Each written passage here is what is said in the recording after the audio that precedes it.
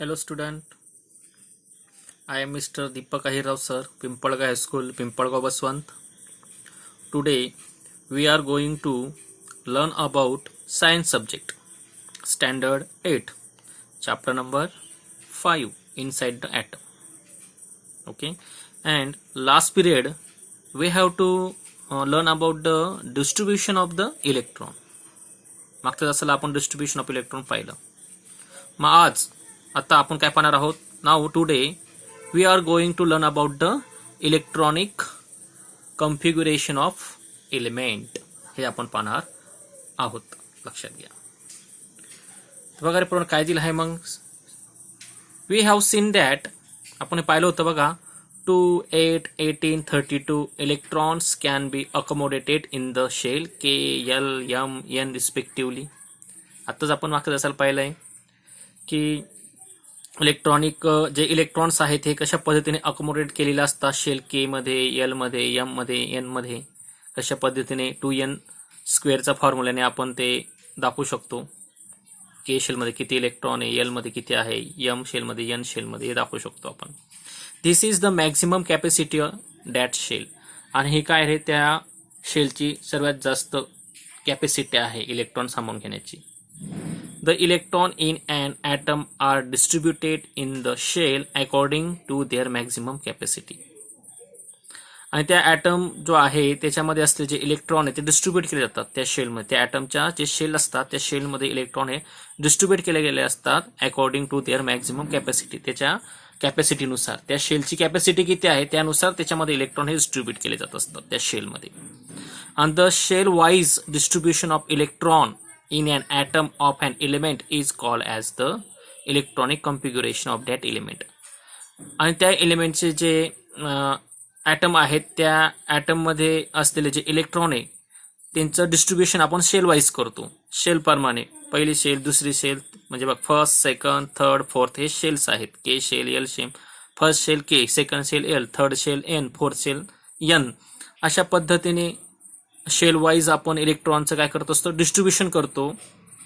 तर त्याच एलिमेंटच्या ॲटमचे जे इलेक्ट्रॉन आहे त्यांचं आपण शेल वाईज डिस्ट्रीब्युशन करतो. त्याला आपण इलेक्ट्रॉनिक कॉन्फिगरेशन म्हणतो त्या एलिमेंटचं.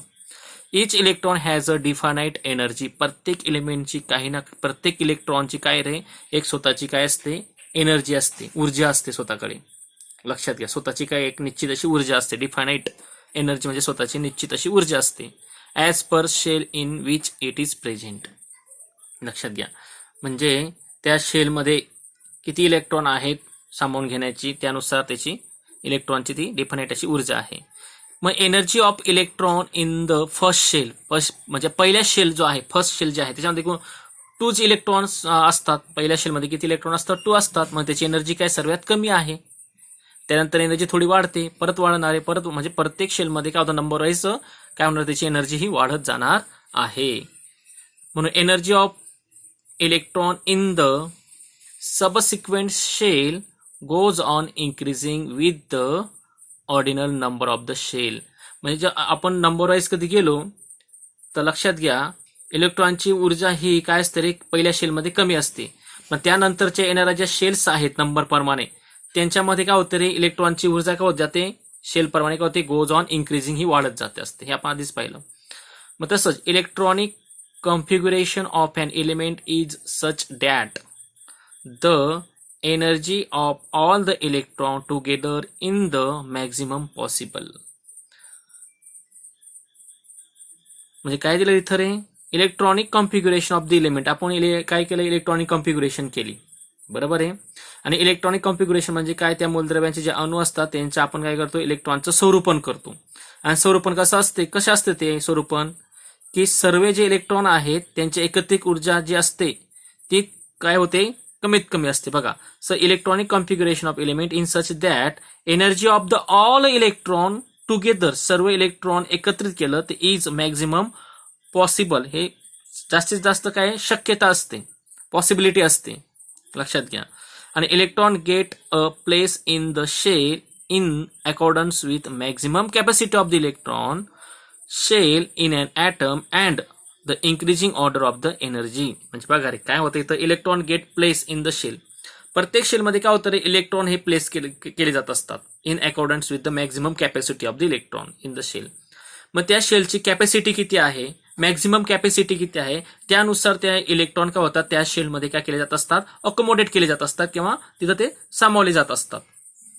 लक्षात. आणि त्यानुसार त्यांची एनर्जी काय होते, नंबर काय म्हणतात इन्क्रीजिंग ऑर्डर, म्हणजे ऑर्डर ह्याची जी एनर्जी ही वाढत जाते. लक्षात घेत येईल बघा, maximum capacity of electron in the shell and atom and increasing order of the energy. त्यानुसार त्यांची काय होते, एनर्जी सुद्धा ही नंबर वाईज काय होते, वाढत जात असते.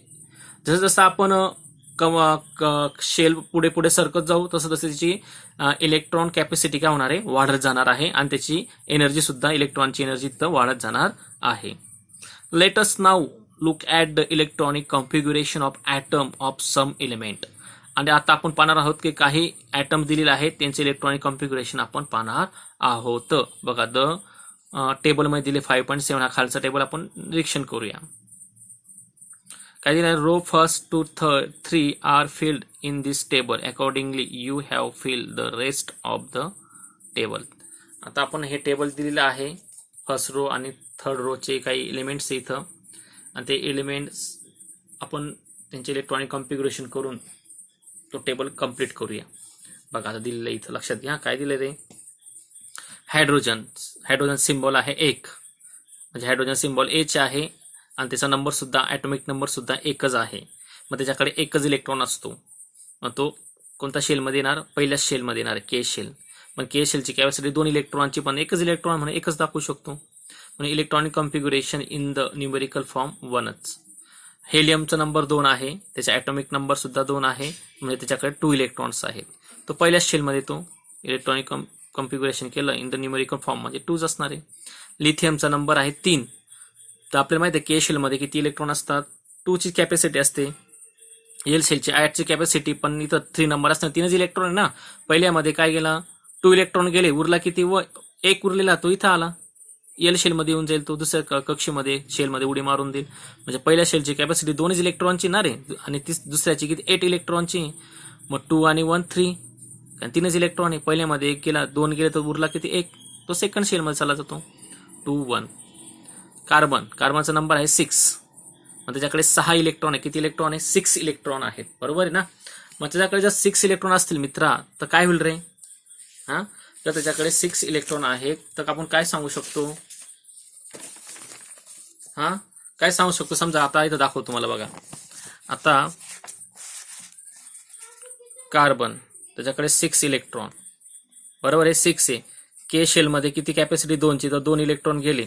एल शेलची किती कॅपॅसिटी 8 इलेक्ट्रॉनची, पण 2 आणि 4 टोटल किती झाले, 6 2 4 काय होतात, 6 होतात, बरोबर आहे ना. इथं तेच दाखवायचं, इथं 2 दाखवायचे, इथं 6 दाखवायचे, म्हणजे 2 आणि 6 आलं लक्षामध्ये. या पद्धतीने इथं 7 आहे, नायट्रोजन 7 नंबर आहे.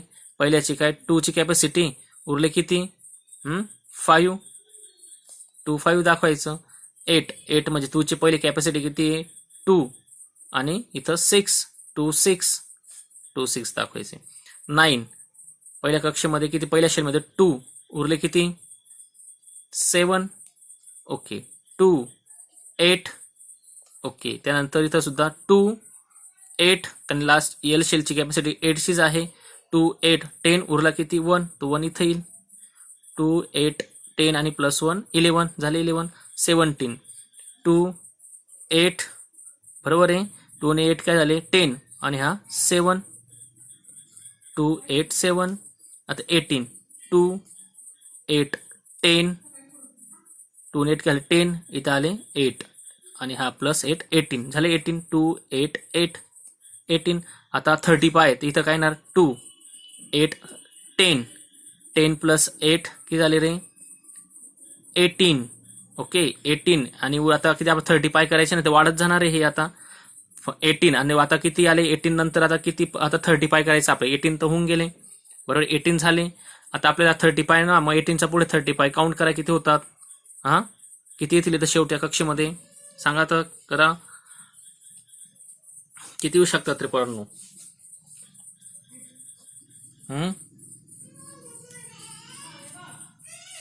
लास्ट कक्षेमध्ये किती ना 35 ना 18च्या पुढे काउंट करा किती होतात.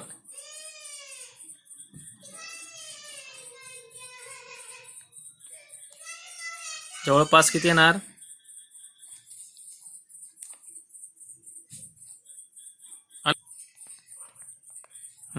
2 8 10 प्लस 8 18 18 प्लस 17 किती झाले टोटल 35. तर शेवटचा किती येणार 17. कारण की हा जो एन शेल आहे ना त्याची कॅपॅसिटी आहे सॉरी इथं थांबून की नाही याची 18ची कॅपॅसिटी ना डायरेक्ट याची 18ची कॅपॅसिटी आहे ना. मग आपल्याला पुढे जाण्याची गरज नाही आहे. अलग लक्षामध्ये इथं 10 होऊन जात आहे ऑलरेडी. इथं किती इथं आपण 18 देऊ शकतो ना रे पोरांनो. हॅलो लक्षात आलं का तुमचं. इथं बघा याची कॅपॅसिटी 2ची म्हणजे 2 इलेक्ट्रॉन गेले. याची कॅपॅसिटी 8ची तर 8 इलेक्ट्रॉन गेले. 2 आणि 8 काही झाले 10. 10 मध्ये किती टाकले तर आपलं 35 होणार 17. आलं लक्षामध्ये इथं 35 होऊन जातं बघा. 2 8 10 प्लस 17 35 आणि याची 18ची कॅपॅसिटी म्हणजे 35. इथं 2 8 17 असं लिहायचं. अशा पद्धतीने आपण इलेक्ट्रॉनिक कॉन्फिगरेशन करू शकतो पोरांनो. बघा पुढे काय दिलं रे परत. The electronic configuration in the numerical form contains numbers separated by commas. Electronic configuration केल्यानंतर प्रत्येकामध्ये काय द्यायचा असतो कॉमा द्यायचा असतो बघा. 2 नंतर असा कॉमा द्यायचा असतो. Here the numbers indicates the electrons number in the shell with increasing order of the energy. For example, electronic configuration of sodium is 281. आता सोडियमचे इलेक्ट्रॉनिक कॉन्फिगरेशन 281 येतं कारण त्याचा नंबर 11 आहे. सोडियमचा नंबर काय ॲटॉमिक नंबर 11 बरोबर आहे. त्याचे इलेक्ट्रॉनिक कॉन्फिगरेशन केलं 2 नंतर 8 10 झाल्याने 1 11 होत असतो. अलग लक्षामध्ये मग याचा अर्थ काय it means that total 11 electron in the सोडियममध्ये टोटल 11 इलेक्ट्रॉन आहेत आणि आर डिस्ट्रीब्युटेड ॲज आणि ते डिस्ट्रीब्यूट करायचे असते. 2 electron in the in the shell K म्हणजे फर्स्ट शेलमध्ये तर 8 electron in the shell L second shell ही and 1 electron in the shell M third number shell M मध्ये येतं. अशा पद्धतीने 2 8 1. But the electronic configuration of an atom can also be represented by shell diagram. आपण shell डायग्रामने ते दाखवू शकतो as shown in the figure 5.8. आणि ही डायग्राम जी आहे ती 5.8 मध्ये शेल डायग्रामची दाखवलेली आहे. आपण पाहू शकतो बघा शेल डायग्राम. हां बघा तुम्ही पाहू शकता इथं शेल डायग्राम दाखवलेली आहे अशा पद्धतीने. ठीक आहे आपण पुस्तकात तुम्ही पाहून घ्या पुस्तकात दिलेलं आहे. इथं दाखवता येत नाही मला कॅमेरा हलून जातो माझ्याकडनं. ठीक आहे उद्याच्या तासाला आपण व्हॅलन्सी अँड इलेक्ट्रॉनिक कॉन्फिगरेशन पाहूया. ओके.